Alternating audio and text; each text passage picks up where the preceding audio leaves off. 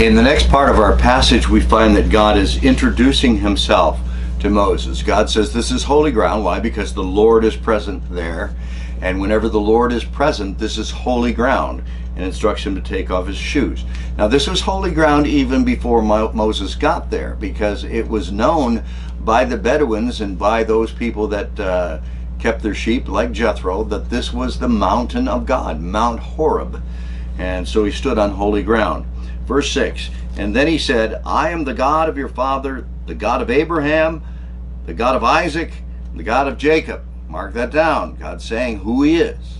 And at this, Moses hid his face because he was afraid to look at God. Make no mistake, he was looking at God, not at an angel. And the Lord said, I have indeed seen the misery of my people in Egypt. I have heard them crying out because of their slave drivers, and I am concerned about their suffering.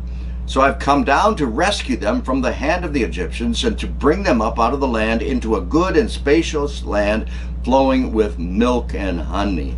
And now the cry of the Israelites has reached me, and I have seen the way the Egyptians are oppressing them. So now go, I am sending you to Pharaoh to bring my people, the Israelites, out of Egypt.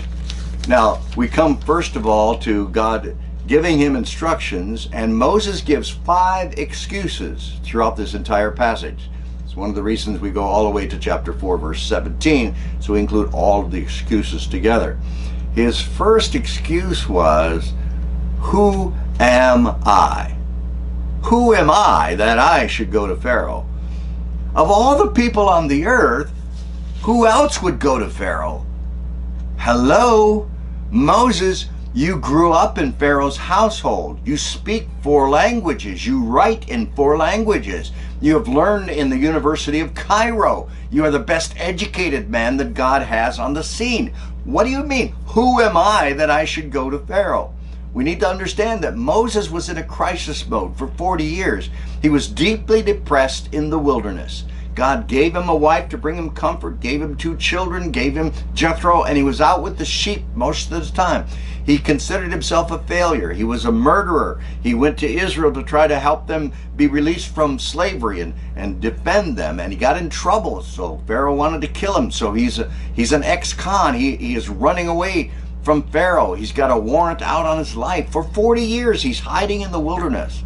So when God comes and says, I want you to go back to Egypt, right away, deep inside him, he's deeply insecure, deeply wounded, and feeling like a failure. He screwed up. He didn't let the people go. And now he says, who am I? Of all the people you could choose, why in the world would you choose me? He's feeling less than worthy of the calling of God. And rightfully so. Most of us should feel that way. We should all feel that way when God calls us, that we're not equipped, we're not able to do this. But God says, I am with you. And that's his answer to this. I am with you. And then he gives him a promise, and he says, I will be with you, and this will be a sign to you that I have sent you.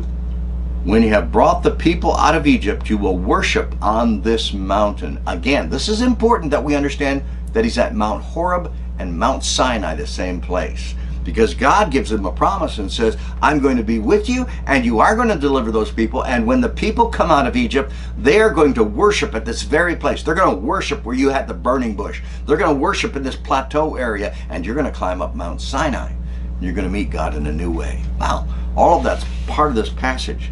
Then